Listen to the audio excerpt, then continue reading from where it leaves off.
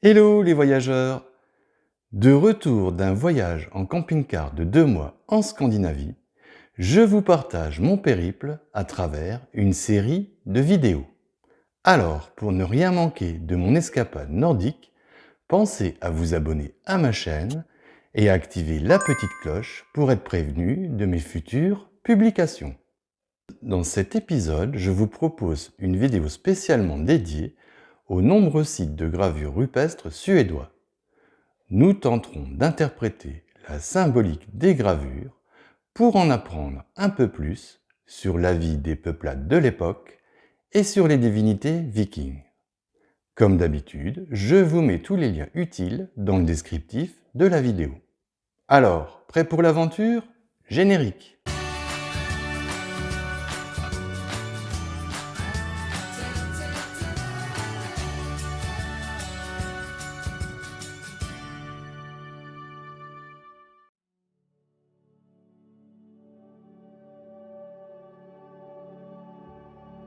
Arrêt à Tanum pour visiter le site de gravure rupestre de Vittelike, où plus de 700 gravures datant de 2000 à 200 ans avant Jésus-Christ ont été mises à jour.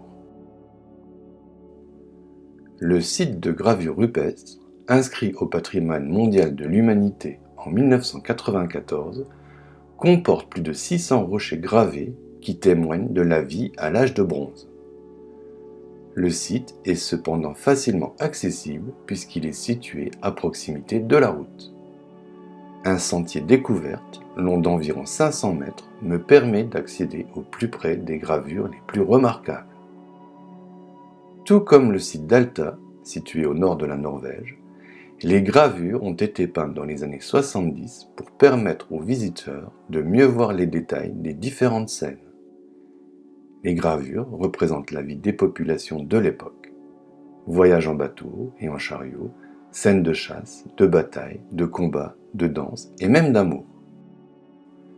De manière générale, les hommes sont souvent représentés avec un pénis et des armes, alors que les femmes sont reconnaissables grâce à leurs longues chevelures. La plus célèbre gravure est celle intitulée Le couple de Bridal. Elle est située tout en haut du rocher. Elle représente très certainement un rituel dédié à la fertilité. En dessous du couple de Bridal se trouve une femme agenouillée devant une personne allongée.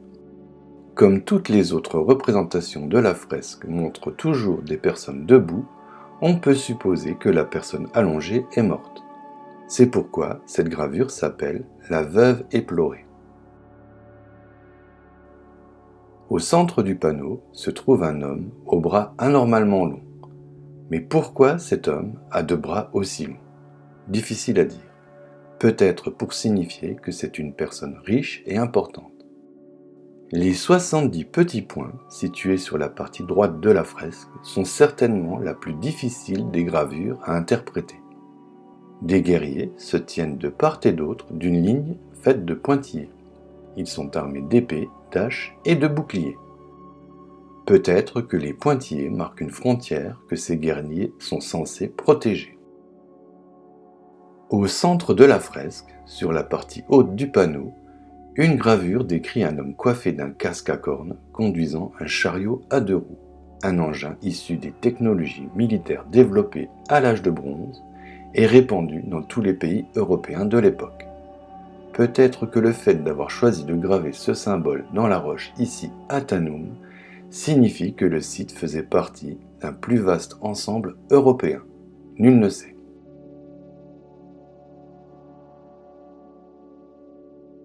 Bref, tout comme sur le site d'Alta, je trouve ces gravures fascinantes et je pourrais rester là des heures à tenter de les interpréter.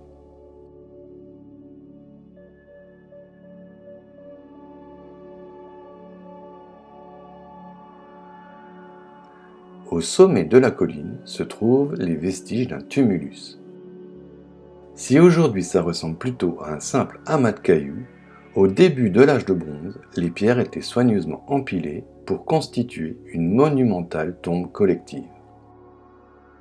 À partir du milieu de l'âge de bronze, les coutumes funéraires ayant changé, dorénavant on incinère les morts, le tumulus n'a plus été utilisé.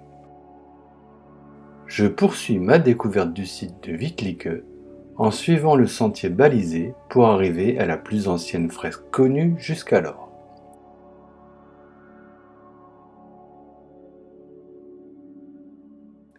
Elle est vieille de 3700 ans et atteste de l'utilisation de bateaux par les peuplades de l'époque.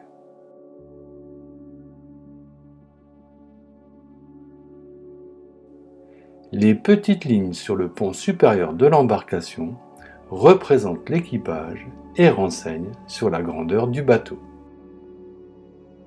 En contrebas de cette fresque, je peux voir la gravure originale qu'on retrouve aujourd'hui sur les billets de banque de 50 couronnes suédoises.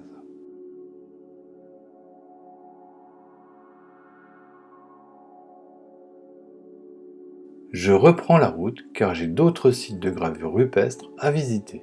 La région en est pleine, il y a des rochers gravés partout. Le site de gravure rupestre d'Aspeberget est réputé pour ses gravures de guerriers qui combattent, mais surtout pour ses gravures de bœufs.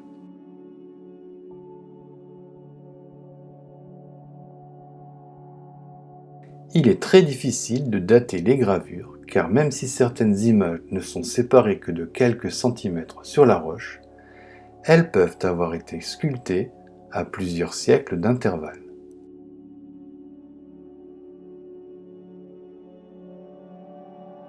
Le site de gravure rupestre de Litzleby est connu pour sa célèbre gravure du dieu de la lance. Avec ses 2,30 m de hauteur, c'est la plus grande gravure de Suède. On pense que cette gravure représente un dieu, puisqu'elle est réalisée dans un format surdimensionné. S'agit-il d'Odin? Allez savoir. Sur un petit rocher à 100 mètres dans les bois, se trouve un motif comportant 8 cavaliers, dont 5 sont armés de javelots et de boucliers rectangulaires. Ce type de bouclier est devenu populaire à l'âge du fer et a progressivement remplacé les boucliers ronds de l'âge du bronze. Les Vikings n'ont appris à monter à cheval que très tardivement, probablement au début de l'âge du fer. Jusqu'alors, les chevaux étaient plutôt sacrifiés aux dieux et leur viande mangée dans le cadre de rituels. Avec l'arrivée du christianisme en Scandinavie, les prêtres ont interdit la consommation de viande de cheval car ils considéraient cette pratique comme une coutume païenne. Certains chercheurs estiment que la religion nordique pratiquée par les Vikings remonte à très longtemps. En parlant de mythologie scandinave et en ce qui concerne les divinités, il est bon de savoir que les Ases sont l'un des 2 groupes de dieux nordiques vénérés par les peuples pré-chrétiens du Nord, le deuxième groupe étant celui des Vannes. Les Ases vivent dans l'un des 9 mondes de la mythologie scandinave, plus précisément dans le royaume d'Asgard, qui est situé dans l'une des plus hautes branches de l'Yggdrasil, qui est l'arbre du monde. Tous les dieux possèdent des pouvoirs remarquables et contrairement à d'autres mythologies, ils sont mortels. Leur préoccupation principale est de retarder le Ragnarok, autrement dit la fin du monde. Le chef des Ases est Odin. C'est le plus puissant des dieux. Il peut se métamorphoser en ce qu'il veut et même se téléporter dans le temps. Il est représenté avec 2 corbeaux sur les épaules qui sont chargés de lui murmurer à l'oreille tout ce qu'ils ont vu à travers le monde. Frigg est l'épouse d'Odin, mais également la déesse de la beauté, de l'amour, de la fertilité et du destin. Elle est dotée du pouvoir de divination. Balder est le dieu de la force et de la souveraineté. Fils préféré d'Odin et de Frigg, il est caractérisé par sa gentillesse et sa sagesse. Il est calme, serviable et invulnérable. Oder est le dieu des ténèbres. Frère jumeau de Balder, son nom signifie combattant et bien qu'il soit aveugle, il est doté d'une force exceptionnelle. Daguerre est le dieu du jour. Sur son cheval, son rôle est d'illuminer la terre tout entière. Doté d'une vue et d'une nuit extraordinaires, Heimdall est le dieu gardien du pont arc-en-ciel qui est le seul accès au royaume d'Asgard. Mimir est le dieu du souvenir. Il est connu de tous à travers les 9 mondes pour ses connaissances et sa sagesse. Thor est le dieu protecteur. Il fait partie des dieux incontournables de la mythologie nordique. C'est l'ennemi juré des géants qu'il combat lors des tempêtes en frappant la terre avec son marteau. Il peut ainsi faire jaillir la foudre. C'est pour cette raison que Thor est également appelé le dieu du tonnerre. Loki est le dieu espiègle de la discorde, de la tromperie et de la malice. Mais en réalité, Loki n'est pas vraiment un dieu. C'est un géant symbolisé par un serpent. Il est connu pour son côté sournois et décrit comme un lâche qui ne se soucie que des plaisirs superficiels et de sa propre préservation. Bragi est le dieu de la poésie et des arts. Contrairement aux autres dieux nordiques, Bragi n'est pas un guerrier. Bien au contraire, il est associé à la diplomatie et au pourparler en faveur de la paix.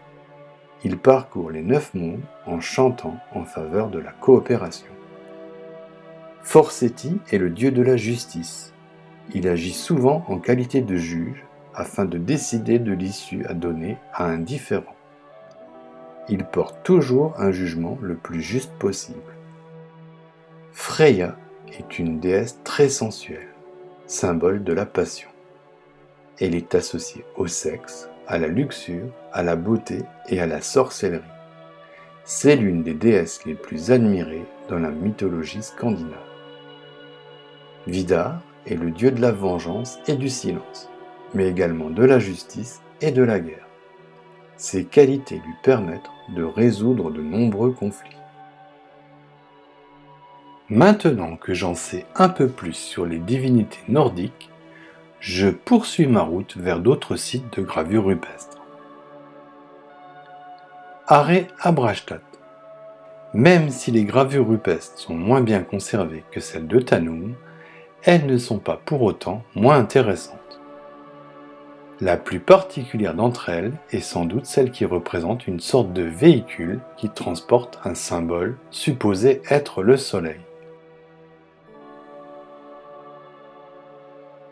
Situé au beau milieu de la mythique route sacrée, le site de Baka recèle une énorme figure humaine nommée le cordonnier.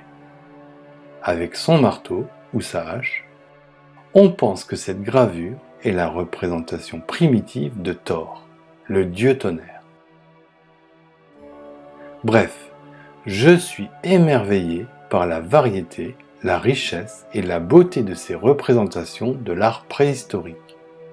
Toutes ces gravures constituent un véritable trésor historique et témoignent des fondements de la civilisation nordique. Dans le prochain épisode, je reprends la route direction le Danemark. Au programme, balade au milieu des daims dans une ancienne réserve royale de chasse, visite du château de Frederiksborg, du musée des bateaux vikings de Roskilde et de l'ancienne cité viking de Jelling. Si vous avez aimé cette vidéo, merci de la liker, de la commenter, de la partager et de vous abonner à ma chaîne. Si vous avez des questions ou des réactions, laissez-les moi en commentaire, j'y répondrai volontiers. Alors, en attendant de vous retrouver pour de nouvelles aventures, n'oubliez pas, le monde appartient à ceux qui le parcourent.